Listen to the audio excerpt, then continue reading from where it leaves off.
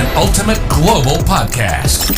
Hello, and welcome to our special weekly podcast on trending international and social affairs. You're listening to Saurabh Kora and George Mavros from Sydney. So welcome to another exciting episode of the Ultimate Global Podcast. And this is an episode that we are doing as a part of the special series of episodes on empowering women. I think recently we invited George's wife, Sharon, to one of the episodes on International Women's Day. And after that, I had a conversation with George that why not we have a series of women lined up for our next few episodes so that we can also have some women faces on our podcast talking about different things. So we've got Rebecca Raad joining us for today's episode. She's the executive director of BNI Sydney, Northwest, and Penrith. Her BNI franchisee is privileged to be currently ranked as the number one BNI franchisee in Australia and number 20 globally. And their team has grown to now over 48 chapter locations and more than 500 members across the region. That's a lot. Outperforming their very, very ambitious strategic plan, which of course I'm going to understand from her in a while. So, Rebecca, we generally don't waste a lot of time introducing people because we want you to share your own introduction to our listeners. Thank you so much for having me. Thank you, Saurabh and George. My name is Rebecca Raad. I took over this BNI franchise back in October 2018. And since that time, we've had exponential growth. And then we bumped into COVID. And COVID proved to give us some challenges for a business that is built on face-to-face human interaction. And within 2 weeks, in those first few unusual weeks of COVID where we were locked down, we actually moved hundreds of members in all different technological derivations onto a Zoom platform. And we did that on and off for 18 months, as you all know. And now I'm proud to say that we've successfully moved an entire region, the largest in the country, off Zoom. And now we're all back to face-to-face, which honestly is where the business gets done best. So I'm very proud of that. Out of everything that we've done and all the growth that we've achieved and all the awards that we've won, by far my most proud achievement is how we got through our COVID period. Yep, absolutely. So after going through all those experiences and then coming back to this topic, Rebecca, how do you feel fear and courage kind of sit together in business, and what kind of positive or negative role it plays? I've seen the positive role, but yeah, you might want to touch on both the sides of it. Courage is my word. Courage is my word, and George didn't know that. And the word courage bumps into me constantly, which is how it's reinforced that it's my word. Because everything that we do, no matter how good we are at doing it, it actually takes courage. And courage is right on the back of fear, because we are scared of failing. We're scared of succeeding. We're scared of what people will think of us. There's so much fear around us. And that voice, that tiny, tiny voice that says, actually, you can do this, you've got this, that's the courage that we need to actually focus on. And when we let go of that fear and we embrace that tiny voice, that's where we actually get the success that we see in so many people. We've seen businesses thrive through COVID because they listened to the voice of courage that said that they could go on. And then we saw many businesses close because I just can't do this anymore, was very, unfortunately, a very common phrase. I just can't do this anymore. It's too hard.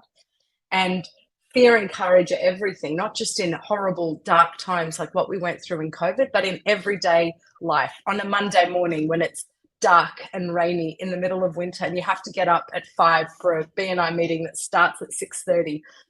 And that takes courage to get out of a warm bed and to face the day, because you don't know what's going to be at that meeting, who's going to be there, how many will be absent. There are so many things that could go wrong. If we listen to that voice of fear, we achieve nothing. And I think in my life, it took a lot of courage for me to purchase the franchise in the first place. And I have a very supportive husband, just kept pushing me into it and just kept saying, you can do it, you can do it, you can. And then that person blocks out the fear, because it doesn't matter whether you succeed or fail, you've got to give it a go. And that courageous step, I believe, has changed the lives of many women and men, but especially working mums, because I have exactly the same struggles as everyone else. I've got kids in the other room that I've locked the door on so that they don't come in because it's school holidays. And that's actually a problem faced by every single working mother with school-age children. And nobody talks about it. And it takes courage to show up to a podcast knowing that they might actually walk through that door and make me look real. Well, one of the fascinating things here would be, Rebecca, from a listener's point of view, as to what really defines a courageous leader. Are there certain traits that define a courageous business leader? So, on the basis of your interaction with so many businesses, have you found that there are some commonalities between people who are more courageous over people who are more risk aversive? Oh, what a great question. Risk averse and courage are not hand in hand, and it's not one or the other, I believe. I think risk averse people can be the most courageous because they are the ones that have processed all the things that could go wrong and then take the step anyway. But I think the defining thing in a courageous business person is self-belief. That's what it is. It's actually believing that they can do it, whatever it is that they can do, whether it be in that meeting on that day or whether it be this big vision that they have to change the world. And I think every successful business globally has actually started on the back of a very courageous person that didn't listen to the fear and actually pushed forward anyway, because they truly believed there was something in them that they believed that they could do it. I think that's very inspiring. So George, what was the reason for you choosing this topic for Rebecca? Was there anything specific in your mind when I came to you and you said that this is the right topic for her? Well, I think the first time Rebecca and I met was a few years back, and I'd just left a BNI chapter, and I in the city, and I wasn't intending to be in BNI for a few years yet. It didn't fit into my strategy. And I think a mutual friend of ours suggested Rebecca speak to me, and we got together and we had a cup of coffee. And she started to tell me the story about her taking over the franchise. And I, whilst I may not have known that it was your word, Rebecca, I certainly have always identified it with you. And she just came across to me as an incredibly courageous person. I just loved the whole energy. I could hear. My profession is business coach and mentoring. I could hear that there were traits of fear that were in there, and everybody has those. Everybody. Yet the overpowering of that fear was this courage that this woman could exude on different topics. And in the time that we've worked together, she's had to face COVID. She's had to face a region where everybody's up in arms, and even the ones that were the supporters, this will be successful, but it could be doom and gloom. There was always the negative attached to the positive. We got through that, and then Rebecca's taken on an initiative of charities within the region, and I believe her introducing charities to her region is, I think, the first in Australia, if not the world. And we've recently embarked on another idea for charities, and also a uni student idea, which is a big, weird, crazy idea that we've got. But all of that, she's had the courage to say a lot of EDs wouldn't do it because they'd be afraid of what's it going to look like if it doesn't work. And she's gone, you know what? I think that's good.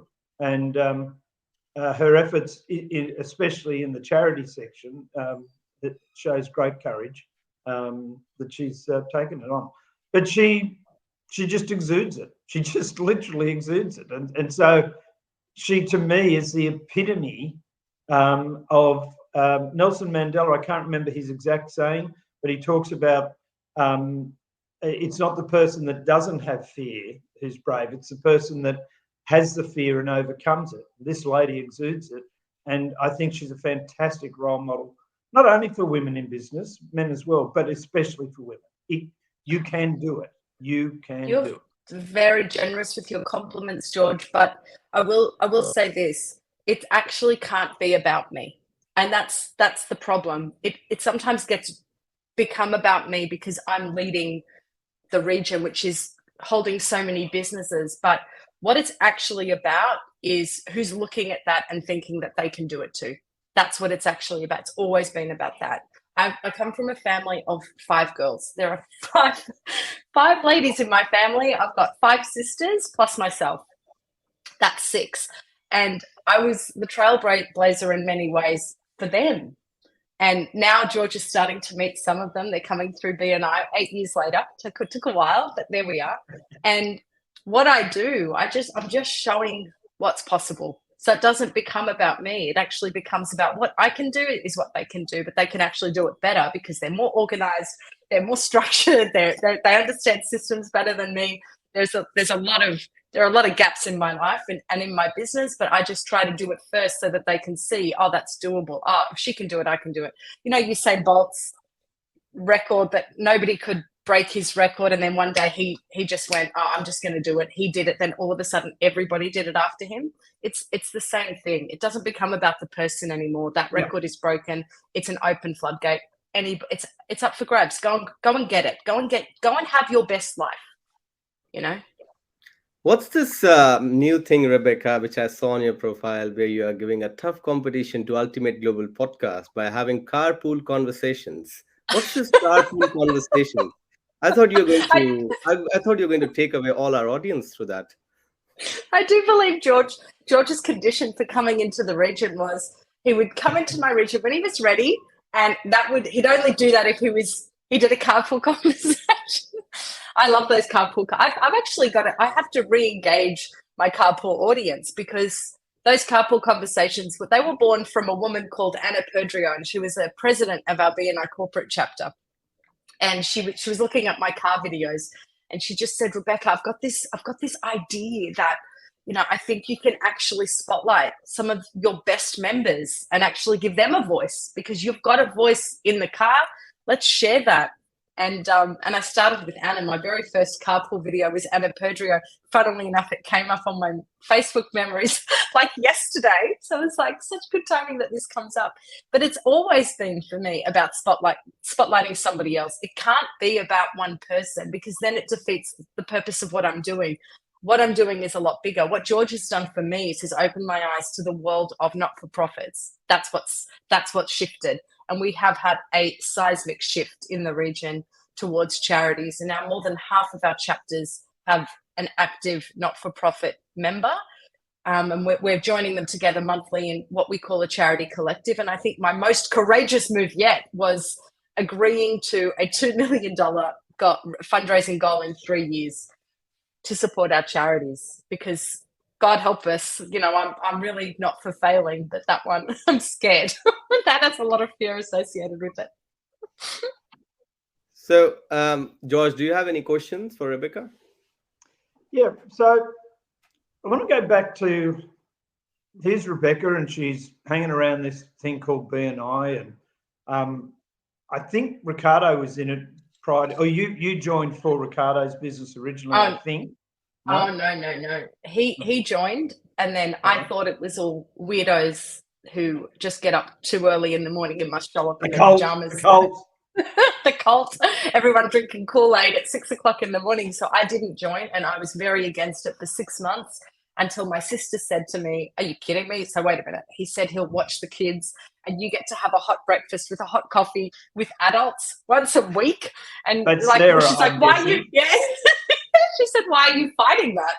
And so I went for the food, and I signed up that day because it was all about being in an environment that stretched you. You can't be the best person in your space. You can't be the best business person because you've got nothing to aspire to, nothing that stretches you, that makes you think what's possible. So every single business in that room was better than ours, and I signed up that day.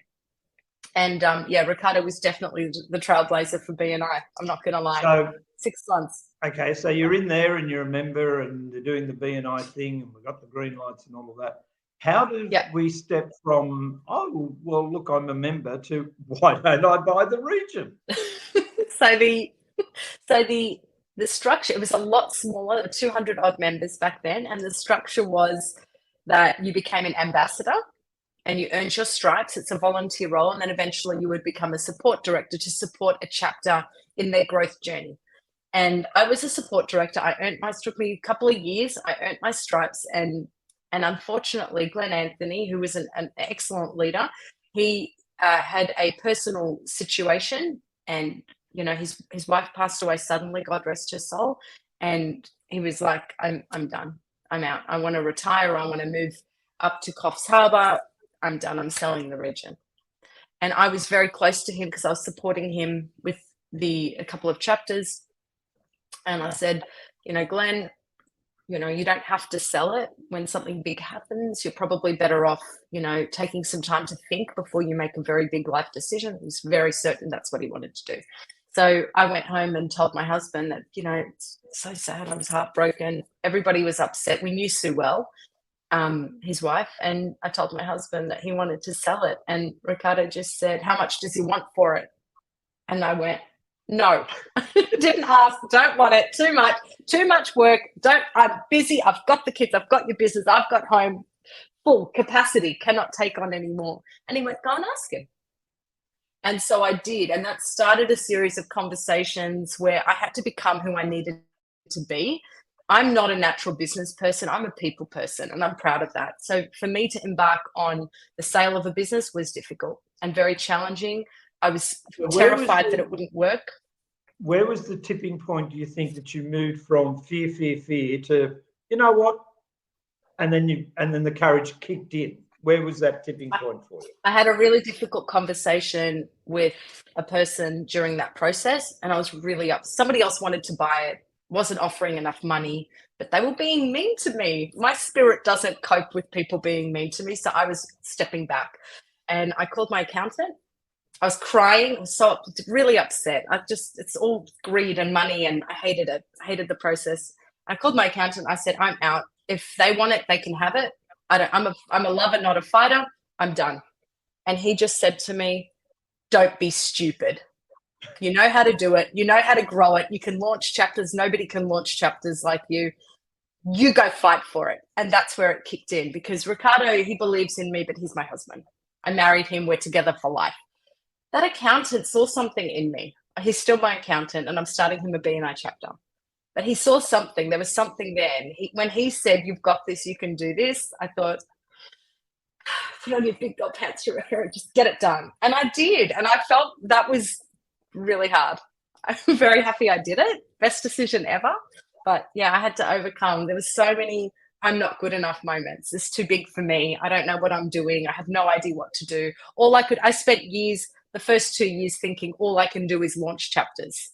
And it turns out that, that's something good. Nobody can launch chapters easily, and I can launch chapters really easy. I mean, I've more than doubled the region. We had 9 chapters, now we have 23, going on to 24. So, I've more than doubled the region, almost tripled the chapter size. So it was like, oh, wait a minute, that's actually a really good thing. If that's all I can do, let's just do that, and allow the region to manage itself with a team of people that can support groups. But yeah, it was that moment, George, that the accountant said, don't you dare let this go. You've got this. This is worth fighting for. Yeah. So coming back then we now move forward and we go into, there's this cough and splutter. Oh, we're going to give it a name. We'll call it COVID. And there's 1 to 1 million people getting it now. Where was the fear and the tip and the move there again? Did you go through a similar sort of, oh my God, to, you know what, we're just going to get this done? Or denial. Frederick, the national director, kept saying, get ready, we're going to go on Zoom, but we're not ready yet, but just be ready. And I was like, no, never going to happen, not going to happen. I was absolutely protecting what I had in my head and the region, because I didn't know what it was going to be. So it's never going to happen. And then we got an email the same time as every member of the entire world got an email from the CEO, Graham Wimheiler. And in that email, he said, there will be no meetings next week. And as of the following week, we will be 100% on Zoom. And I was like, oh, crap. That's when the hit the fan. And I was getting emails going, is this spam? I was getting phone calls going, what do we do? We don't know what to do. So I had to get my butt into gear. There was no time. There was no time for fear. It was like, get your butt into gear. I was writing emails which were, about supporting the region, about we're there for you, about don't be scared. Nothing's going to change, just the format. There was a lot of motivational, trying to keep everybody calm and together. But there wasn't one moment in that COVID period that I was scared. I wasn't scared that I would get COVID. I've never had COVID. My family hasn't had COVID. There wasn't a moment in COVID where I was scared of COVID. What broke my heart was, we just had there was so much suffering. People just struggled. It was so sad. People struggled, and that was hard for me. But that wasn't fear, that was sadness. And I can't fix it, and that's hard. I think, Sarab, this is a very relevant point for society in business, because in B&I, when you walk into the room, all parties are equal. It's what you do when you come into that room, okay? Now, we had real estate agents that literally collapsed because there was no way you can sell real estate during COVID if you can't show them. And we had real estate agents that literally took off like a rocket because they came up with ways of videoing. A friend of mine was a photographer that went to drones videoing and went to Canberra for a real estate agent and actually took the drone around a motel and was launched a new motel during COVID, which is just insane. It's just insane. You're talking about launching an accommodation place, but it's this thing where it's reality just is. It's what you do about it that makes the outcome. Yep.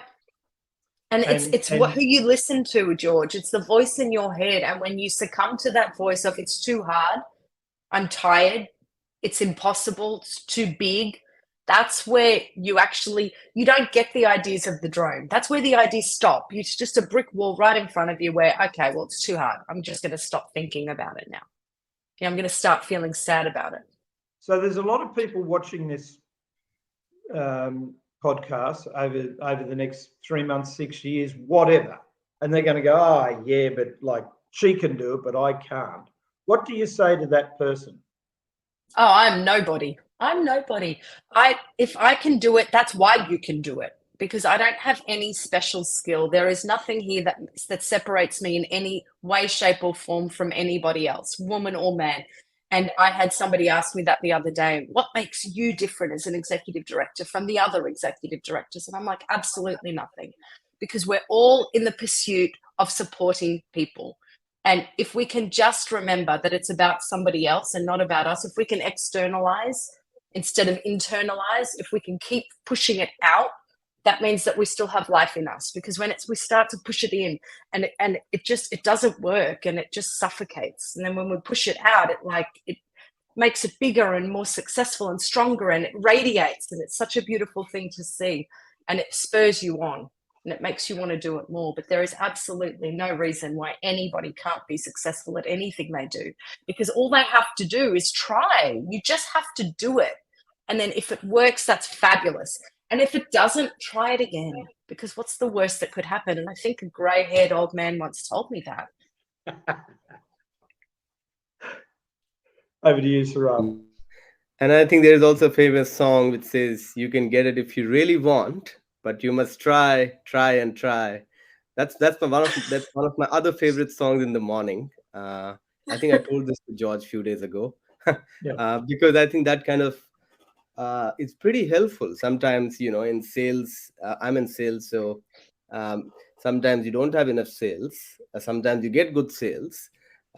So in the weeks when you're not getting sales, and when you're feeling a bit down, that's the time when you have to charge up yourself, because I feel that as a salesperson, and as a young salesperson, I should be the most energetic in the room. I should bring in the energy and I should kind of transfer that energy not only within myself but also to other team members, so that they also feel charged up in the times when there is no sales. In the times when there is sale, everyone is happy, they already have That's the right. energy. But in Love the that. time when the things are not going your way, or the results are not yours on your side, that's the time when you need the positive kind of vibes. Have you felt like similar things in your side of the world, Rebecca? Oh, absolutely. 100%. BNI is not made for a fair weather economy. BNI, you don't need BNI when everything's going great. When you're soaring and you're doing fabulously and there's heaps of work and there's lots of money, that's when BNI is null and void. BNI is built for businesses who are just starting, who don't have any customers. Businesses that went, right, I've got a great idea, I've got the passion, I've got the enthusiasm, but I have nobody to do business with. Then you've got BNI. BNI is a well-respected friend for those businesses that have been in for 5, 10, 15 years, because you don't bite the hand that feeds you. And it's something that the more you do it, the better it gets. So it gets very well respected. But in the beginning, for those businesses that just woke up one day and they said, right, I've got a great idea. Let's get this. Oh, wait a minute. I've got I've got nobody to do, I've got no customers. That's where BNI comes to life. It's exactly the same. When sales are great, you don't have to provide the energy. The energy's already there. That's why I take my role so seriously, because it's very important. I've seen it firsthand, what it feels like, what it looks like over and over again to get that first customer. I've got people that say to me, I just need one customer, just that first one. I'm like, I can help you with that. And I'm very proud of that. And I stand by that. That's my life's work, because that could be anyone. That could be my husband all over again. That could be my sister. That could be my friend. That could be anyone. We have a responsibility to actually, like you, to lift the energy in the room when there is none. And for me to help businesses lift up where there's nobody to support them, because you'd be surprised. Families and partners are not the biggest supporters. I'm lucky. I'm unique. I've got a husband that really backs me all the time, pushes me forward. But I'm in a minority. I don't have that around me all the time. So often the cheerleaders in that business person's life are the people in their group. And that makes me really proud, which is why I keep building. We need to build more strong groups. We need, if there's a mortgage broker that's sitting on his own and he needs a group, that's why I launch chapters. I don't launch chapters because we've got this growth. I don't have growth targets. I asked George, I'm very difficult to pin down, to actually set growth goals. But it's about, oh my gosh, I've got one mortgage broker that needs a group. I have no group for him, so we start him a group. That's my goal. And that's how I've grown this region, because it can't be about growth for growth's sake. It's got to be about the person. There is one person that needs me. So we do it for one. So another question I'd like to ask you. People talk about bravery and then they talk about being courageous. They're similar, but they're different in my view. How do you see the difference between bravery and courageous? Or how would you determine what makes somebody courageous as opposed to, oh, that was brave? I feel like courage comes from the soul. My word is courage, not brave. I think kids have got to be brave. Kids have got to be brave to go to school. Courage is really deep seated inside you. And it's so deep that if you let it, you will lose it. If you allow yourself to lose the voice, you will lose it. And I think bravery is like walking a high wire. It's a different thing from courage, the courage to go on, the courage to try something new where you think people will laugh at you or think that you're not good enough, or God forbid, not buy from you. That could be embarrassing. That doesn't take bravery, that takes courage. Courage comes from the soul. I'll tell you a funny story, George. Courage has been my word for years. I don't tell people that because it's my private word. And one day, David Gable, one day David Gable took me to lunch, which is not unusual, but it was lovely because he took me to lunch. It was for me. And he gives me a pin. Who gives somebody a pin? And on the pin was the word courage.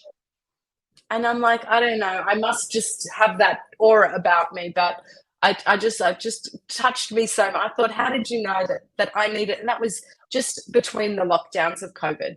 And it's not easy. It wasn't easy. Nothing good is easy. No one gets to heaven with a feather pillow under their head. You've got to do the hard yards. You've got to walk through the storm to see the rainbow. You don't get to see the rainbow for free. You don't get to heaven for free. You've actually got to do the hard yards. And the people that think it's easy are the people that are simple-minded. They're just not even choosing to look at what it really is, because nothing's easy. Is it, George? Nothing's easy. Everything is challenging. Everything good is challenging. Only one thing is easy for George: to shift from one house to another house over the Easter. And I'm like, is he going to have internet? He does. He does. He does. One of the last questions from my side, Rebecca, for you is: I was reading this Forbes article yesterday, which was on how does a company establish courage within its ranks, and it said that there are 5 points of action to that. You need to utilize your core values. You need to use your leadership to create and rally believers. You need to transform business fears into courage. That's one of our topics here. You need to demonstrate courage to take consistent action, and you need to be committed to an authentic and memorable purpose. What's the purpose of your organization or company? So that was an article by Forbes. How much do you kind of align with this, and do you have anything to add up to this? If any companies are looking to, established companies as well, not only the new businesses, but even the established ones, who might have suffered a lot during COVID, and they are kind of thinking, how can we overcome the losses that we have suffered, or how can we do better now after COVID? I know it's been a 1 year now after the pandemic, but still, there's a jet lag, Saurabh.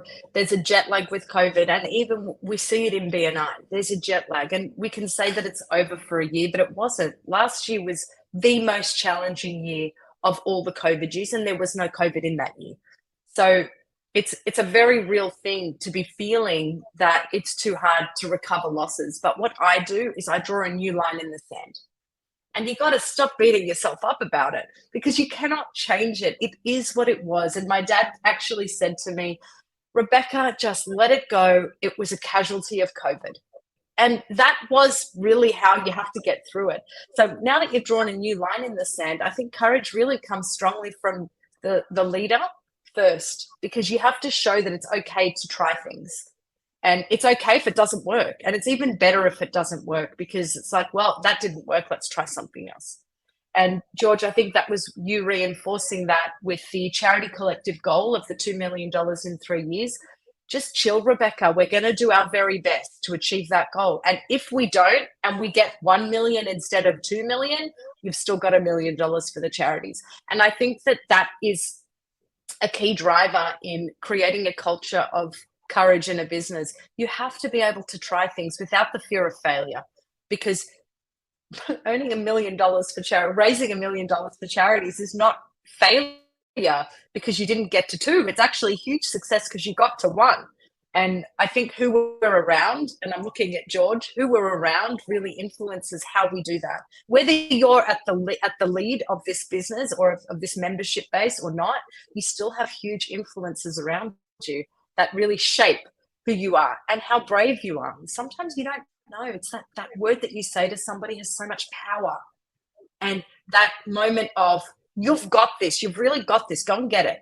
Go and do it. Go close that deal. Don't be scared to quote. Do you know how many people in business are scared to quote because they're scared that they won't get it if they overquote, or if they underquote, or if they quote too fast, or if they take too long, and they're just scared. They just freeze up. And then they lose it anyway. So it's about send the quote. Send the quote. That's what it's about. It's about that voice that somebody needs to hear. I just love that. The idea that Forbes have written an article about how to create courage in your business is amazing. Yep. Fantastic, Rebecca. I think this episode has been an episode where I've personally learned a lot on how you can overcome fear and kind of take more courageous decision. I'm sure people who are listening to this might find something new for them to learn when it comes to taking a brave decision, not a brave, sorry, a courageous decision in business. Nice. But thank you so much, Rebecca. I really appreciate you spending out your 30-40 minutes of your time early morning at 8 a.m. And I hope to see you again sometime soon on talking about so some other much. topics. Thank you so much. Thank you, George, for thinking of me. And thank you, Sarah, for hosting me. Great to have you on, Rebecca. Thank you. Thanks, George. This is an Ultimate Global Podcast. Hello, and welcome to our special weekly podcast on trending international and social affairs. You're listening to Saurabh Kora and George Mavros from Sydney.